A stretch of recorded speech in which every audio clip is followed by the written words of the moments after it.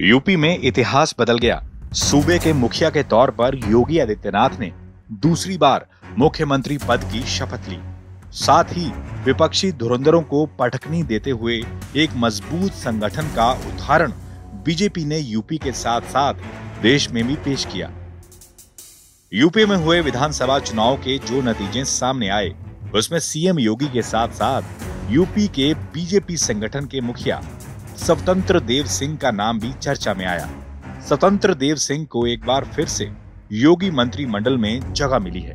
मैं स्वतंत्र देव सिंह ईश्वर की शपथ लेता हूं कि मैं विधि द्वारा स्थापित भारत के संविधान के प्रति सच्ची श्रद्धा निष्ठा रखूंगा। दरअसल 2019 में महेंद्र नाथ पांडे के केंद्रीय मंत्री बनने के बाद ये चर्चा थी कि जल्द ही यूपी को नया प्रदेश अध्यक्ष मिल सकता है। आखिरकार केंद्रीय आला कमान ने उस वक्त योगी सरकार में परिवहन मंत्री स्वतंत्र देव सिंह पर भरोसा जताया और 16 जुलाई 2019 को पार्टी का यूपी प्रदेश अध्यक्ष बनाने की घोषणा हुई, जबकि उन्होंने 19 जुलाई को अपना पदभार ग्रहण किया। आइए जानते हैं कौन है स्वतंत्र देव सिंह, कैसे उन्होंने पार्टी कार्यकर्ता से लेकर संगठनकर्ता तक का सफर तय किया। 1986 आरएसएस प्रचारक बने। 1988-89 अखिल भारतीय विद्यार्थी परिषद में संगठन मंत्री बने। 1991 बीजेपी कानपुर के युवा शाखा के मोर्चा प्रभारी। 1994 में बुंदेलखंड के युवा मोर्चा के प्रभारी बने। 1996 में युवा मोर्चा के महामंत्री। 1998 फिर से बीजेपी युवा मोर्चा के महामंत्री। 2001 बीजेपी युवा मोर्चा के प्रदेश अध्यक्ष।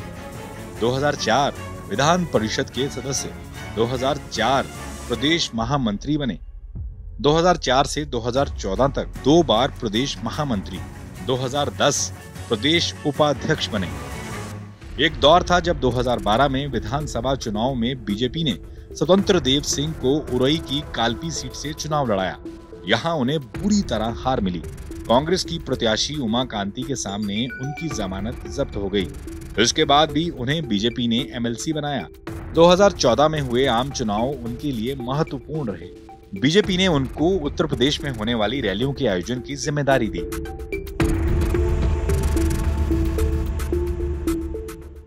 यहीं से वो पीएम नरेंद्र मोदी और बीजेपी अध्यक्ष अमित शाह के करीब आ गए। बुंदेलखंड में मजबूत पकड़ के चलते 19 में से अधिकतर सीटों पर टिकट उनकी सलाह पर दिए गए। 2014 में बीजेपी ने यहां से सभी 19 सीटें जीती तो उनका कद और बढ़ गया। स्वतंत्र देव सिंह का नाम पहले कांग्रेस सिंह था, लेकिन बाद में संघ के संपर्क में आने पर उनका नाम स्वतंत्र देव रख दिया गया। पार्टी कार्यकर्ता से लेकर संगठनकर्ता तक का सफर। स्वतंत्र देव सिंह ओबीसी समुदाय से आते हैं।